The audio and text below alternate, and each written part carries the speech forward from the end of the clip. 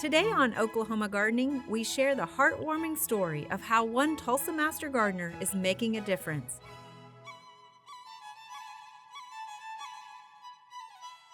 We then head out to Salt Lake City as we visit the Red Butte Garden and the Conservation Garden Park.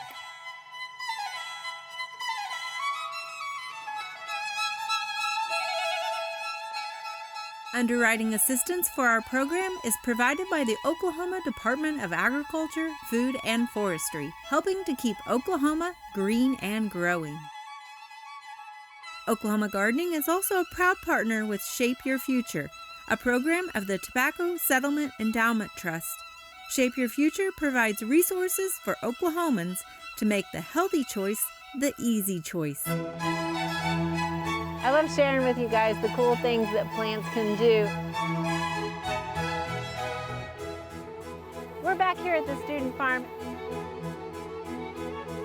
I want to share with you a tropical plant that you might find in some Oklahoma landscapes. It's important to know which plants we are dealing with so that we can continue to maintain them successfully for years to come.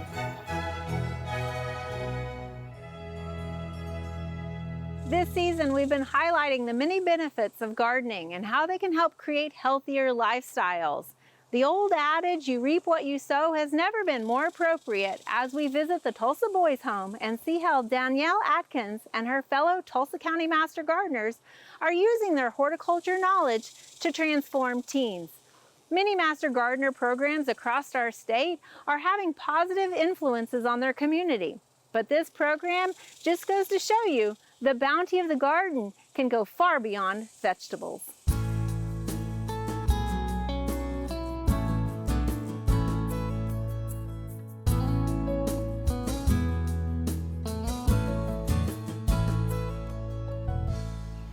So the Boys Home's been around since 1918, so we're 106 years old this year. Yes, started out as an orphanage in response to the need, in the community back then. And a lot of group homes across the country started out as orphanages back in the day because of World War I and World War II.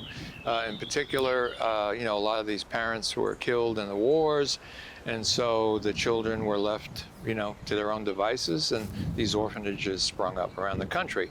So over the years, over the last 106 years, the Tulsa Boys Home has evolved over time to become now what's considered to be a residential treatment facility. And we are nationally accredited and benchmarked against 455 of what's considered to be the best practice standards in our field. I have this rock star staff that just are incredibly gifted in helping these guys overcome their trauma. But also, the physical environment can be conducive to healing. And that's where the Tulsa OSU Master Gardeners come in. Under the capable and dynamic leadership of Danielle Adkins, she is just a wizard. She's a rock star. She has got the gene. She knows how to connect with these boys in ways that, and that's what you have to have. We call it having the gene and the juice, to connect with these boys. And she has done that in a way that I wouldn't have believed it have I not seen it with my own two eyes. So I got started at the project of the Tulsa Boys Home last summer. I came here on a Hope Tour where they walk you through all the ins and outs of how the Tulsa Boys Home became what it is today. So I was asked to start a garden project with the boys, and we created these garden beds for the boys to experience growing something, nurturing it, loving it, taking care of it, and hopefully eating it. It's been interesting watching them because a lot of them are like, I'm never going to eat a vegetable, or I'm not eating that vegetable. And now when it's growing, they come out and they take it off the vine and they start eating it, and they're just walking off eating a cucumber or a radish. Or when we had the peas, oh my gosh, they love peas so much. They're like, these things taste so good. So that's a win. We have had a posse of OSU Master Gardeners descend upon the Tulsa Boys Home campus and just breathe new life into all of our flower beds. And not only that, Danielle by herself has established the first ever Tulsa Boys Home horticulture class, and a gardening club. The horticulture is definitely a more structured, more of a regular school type program. We do some hands-on like seeding or gardening and things like that because there's so much that needs to be grown out here. But the class itself, they get a little bit of math in it. They get spacing lessons, how should we design our garden, how much can fit in this garden, drawing it out, doing the math without them realizing they're getting that. We also do some history because like if we're talking about Kenya, how do we grow things or how did they grow things in Kenya? How are we growing it? And they get the culture of how it happened there, how it happens here, and so they can see the difference and they can also see the similarities. And then in addition to that, then we teach them how to cook with it, whether it's cooking it just like raw, cold, cut it up, put some salt and pepper on it, or making spaghetti out of zucchini noodles and then tasting it so they can see how from the beginning to the end, the whole process and what they can do themselves. So gardening club is different because that is boys who truly want to be in the environment that we're in. They want more of it. They want to have more freedom in it. They want to have more room to experiment in it. And so those boys on their own are like, hey, I want to come back. I want to come to this hour of gardening club. And it's great because one, they're excited and they're the ones that come up with more ideas and they help me come up with ideas of things that we should do in class as well. So gardening club is more of that personal, it's a better way to connect with them. They tell me, stories and things that they enjoy about gardening or what they want in gardening, and we take it from there. I help shovel dirt into the garden.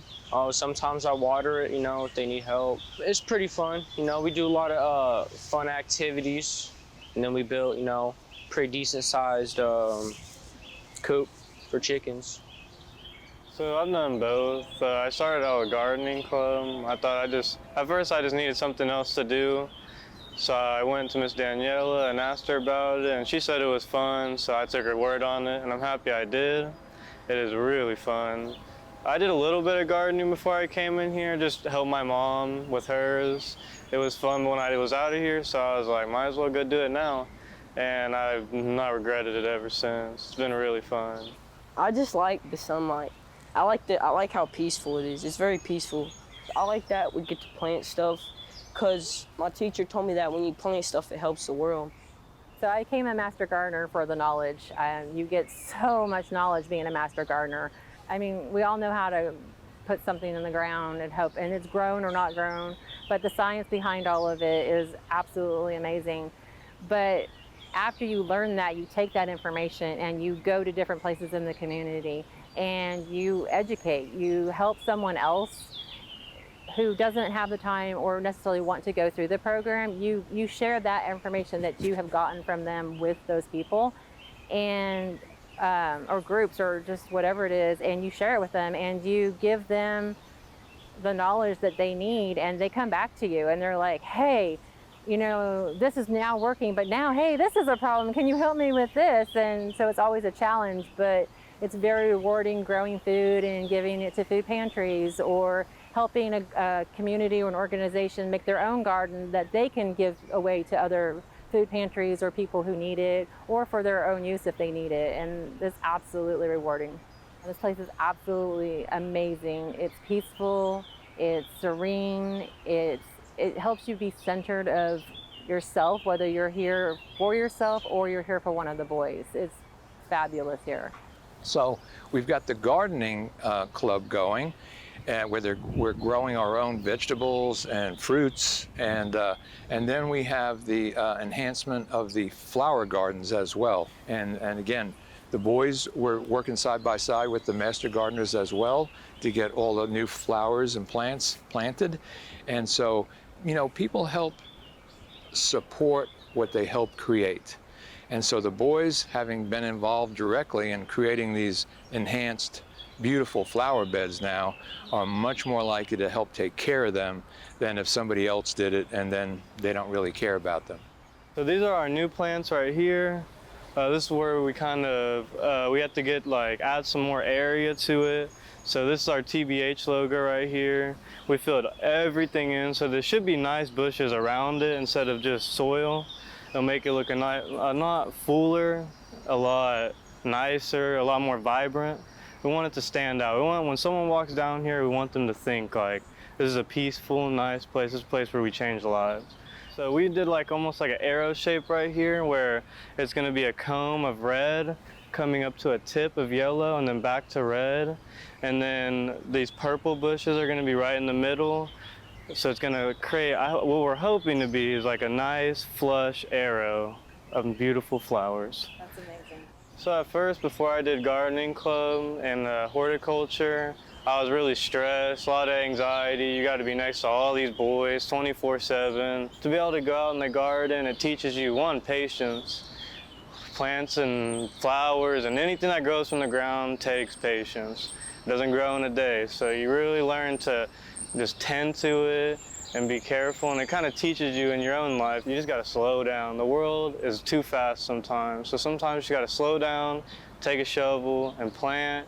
Calm down, breathe, and relax. It really helps me just get my anxiety out.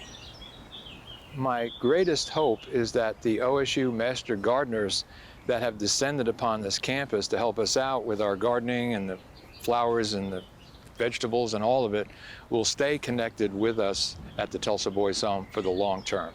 That this is not just a, one-shot kind of a deal.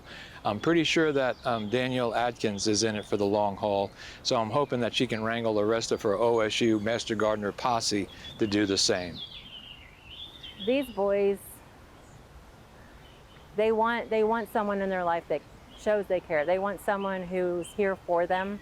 They want someone who doesn't have to be here, who wants to be here because that's what they want. They want to be here. And they want someone to listen to them. And the best place to listen to someone is when you're sitting when you're pulling weeds or, planting seeds. I mean, that's the perfect time to have a conversation with someone, whether it's like super personal or just something funny or about a funny story, or they love those silly dad jokes, but they're funny at the same time. But it's so genuine. And I don't want to use the word real world, but I come here and I mean, just look, I mean, you can't, it's like not optional. You're just automatically happy being here. So yeah.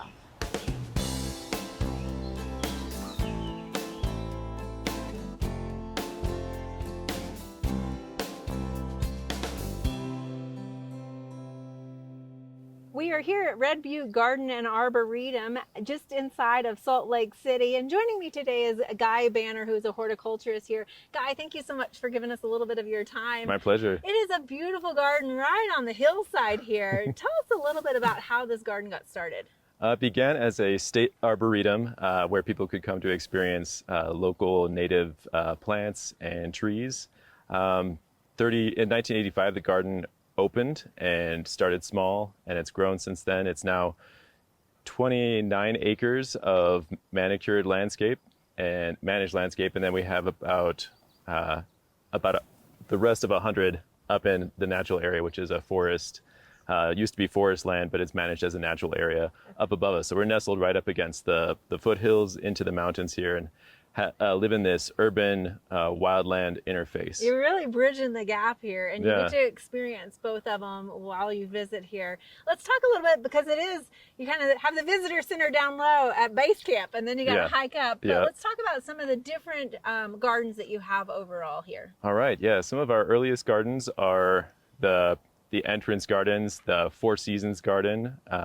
We have an orangery, which is an event center for weddings and things like that. Then we have our terrace gardens, which we call the heart of the garden these days. But that includes an herb garden, a medicinal garden, and a fragrance garden. And we do weddings and things like that in the fragrance garden. Down lower, we have a rose garden. We have a water pavilion because we have Red Butte Creek running through the garden, and we have multiple ponds where we have the native Bonneville cutthroat trout stocked. But we see lots of birds and have some beautiful calm spaces with lots of water for people to hang out by. We've got the Wasatch Range behind us here, the Oakers across the valley, and you can see the Great Salt Lake and Antelope Island over there. It's one of the best places to view the valley and to see sunsets in the valley. It's absolutely breathtaking. And we're here at the top of your area, the Water Conservation Garden. That's right. Can we work our way down and take a look at it? Absolutely, love to. Right.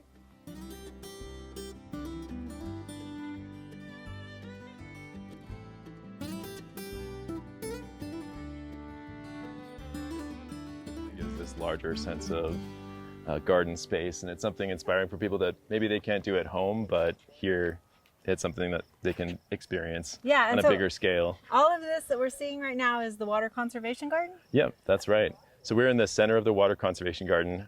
This area is called the Water Saver Terrace, and we have it broken up into hydro zones. So each of these plantings, all the plants are rated for a similar use of water, which is a really important concept in water conservation gardening. Absolutely. So hydrozoning, you match your plants by what water they need. That way you're not overwatering something or underwatering something.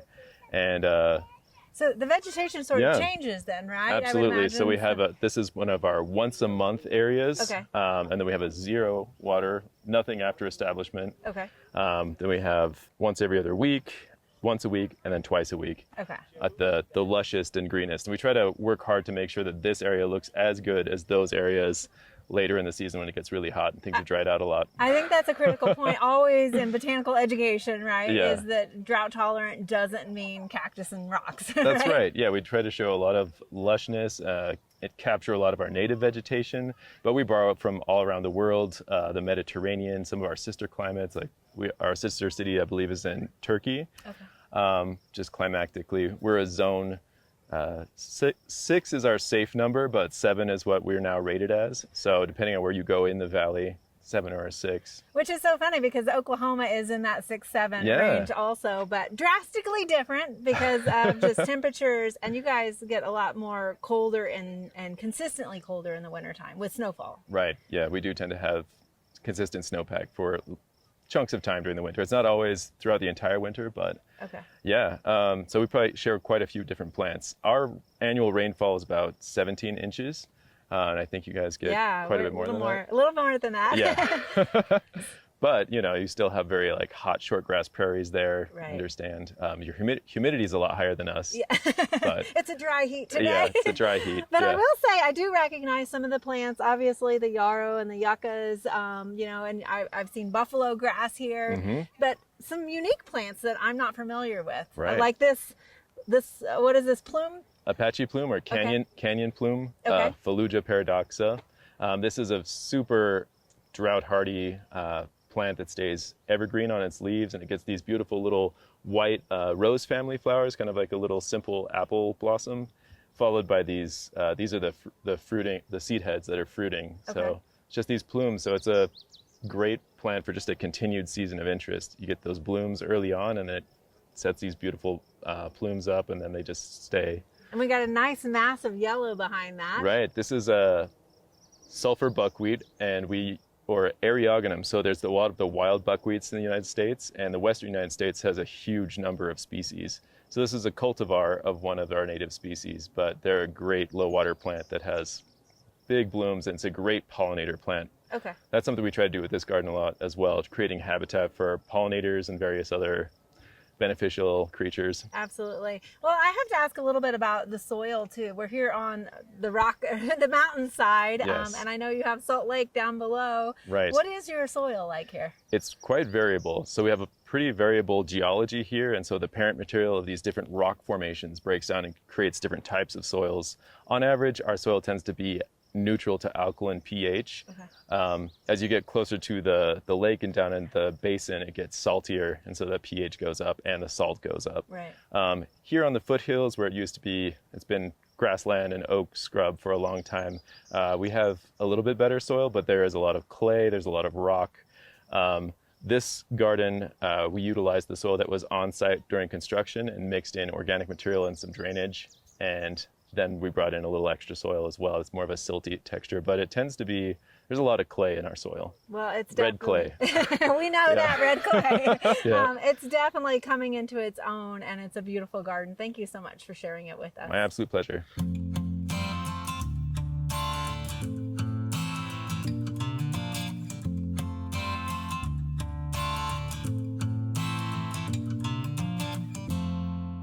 We are here in West Jordan, just south of Salt Lake City at the Conservation Garden Park. And joining me is Courtney Brown.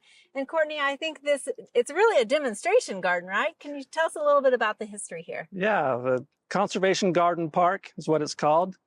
It was started in about the year 2000 when the first phase was built, and it's been built in phases ever since then, mostly through donated funds.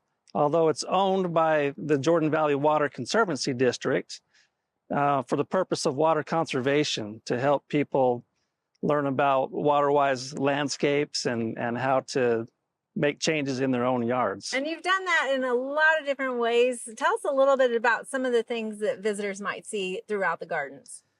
Well, there's dozens of exhibits designed to help people understand landscaping principles and ways to make changes, irrigation, design principles, maintenance principles, and just plants. A lot of people need ideas for what kind of plants will grow in their yards. True. And something that will inspire people and give people ideas and knowledge about and confidence in how to make changes in their yards. And I think you've done a fantastic job. There's a lot of fun interpretation and signage for people to explore. This particular area we're standing in, though, kind of spoke to me, and I think Oklahoma residents can really relate to some of this stuff. It's your Localscape exhibit. Can you tell me a little bit about this space? So Localscapes is a design principle for how to do a sustainable landscape. It's a simplified design principle that a homeowner can easily understand and not feel overwhelmed by what it takes to remove lawn and replace it with something that's going to use less water and make irrigation changes. So where we're standing is a Localscapes exhibit, and it's a 1/4 acre lot fenced in, which is a typical lot size for this area. And it incorporates 5 design principles. What this concept does is it takes what people are used to and just flips it right around. Okay. So you've got most of northern Utah historically is lawn dominant landscapes. It's not uncommon to find lawn going from someone's foundation all the way to the fence line. And then they'll come in and if they alter that, they'll put in a planter, a kidney bean shaped planter in their yard or something around the house. Localscapes takes that order or that process and changes it completely around. And we start designing with the lawn and a central open shape. Doesn't have to be lawn, but that's the first principle, is a central open shape, something that's ground level. And it can be functional as a lawn or just a gravel space where people can gather or something like that. The second principle is gathering areas. So places where people can gather and talk, like this area next to us here. Area, yeah. And those are designed, strategically as needed. Right. Then there's activity zones. Activity zones, as the name implies, anything where some activity happens, a vegetable garden, a playground like the one behind me, or a trampoline, or anything like that. Right. Isn't it? Even something like a shed, necessary parts of the landscape. But maybe something that you don't want to have a lot of maintenance around, right? Yeah. I mean, you don't want to kill your grass Right. if you've got a trampoline on it. So how do you design with that? The advantage to us as in water conservation is that those areas don't require any water. It's part of the landscape. It's providing function and value to the landscape, but no water use. Okay. It's hardscape. Absolutely. And then we take all those areas and we connect them together with paths. And those can be secondary paths made out of gravel or something like that. So that connects them, provides more function to the landscape. And then the last thing becomes the planter areas. And all the other space is filled in with plants. Okay. And of course, there's a lot of design elements associated with that and how to do that. A lot of options as well. And when you say planter space, you might mean whether it's an in-ground bed near a house or by the front entrance or containers as well? Yeah, all of that. Okay. And the advantage to doing that last is the shapes of those planter beds are going to be irregular. And so it's easy to fill that in with plants and water it efficiently with drip irrigation rather than spray irrigation, which, doesn't bend around curves very easy. So Absolutely. Well, while some of our plants are same and some are different than what you have here in Utah, I know a lot of those same design principles will be applicable to Oklahomans. So thank you so much for sharing this with us. thank you.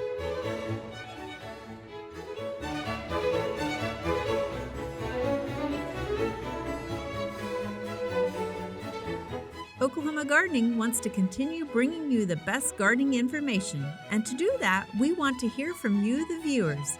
Please scan this QR code to share your thoughts, ideas, and interests with us.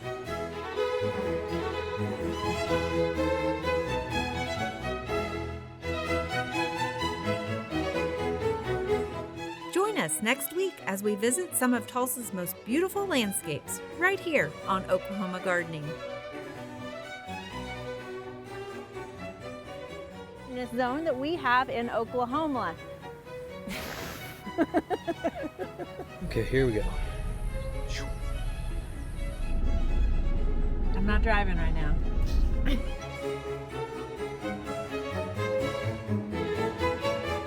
To find out more information about show topics as well as recipes, videos, articles, fact sheets, and other resources, including a directory of local extension offices, be sure to visit our website at oklahomagardening.okstate.edu.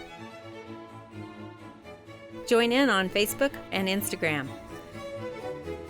You can find this entire show and other recent shows as well as individual segments on our Oklahoma Gardening YouTube channel. Tune in to our OK Gardening Classics YouTube channel to watch segments from previous hosts. Oklahoma Gardening is produced by the Oklahoma Cooperative Extension Service as part of the Division of Agricultural Sciences and Natural Resources at Oklahoma State University. The Botanic Garden at OSU is home to our studio gardens, and we encourage you to come visit this beautiful Stillwater gem. We would like to thank our generous underwriters, the Oklahoma Department of Agriculture, Food, and Forestry, and Shape Your Future, a program of the Tobacco Settlement Endowment Trust. Additional support is also provided by Greenleaf Nursery and the Garden Debut Plants, the Oklahoma Horticulture Society, the Tulsa Garden Club, and the Tulsa Garden Center.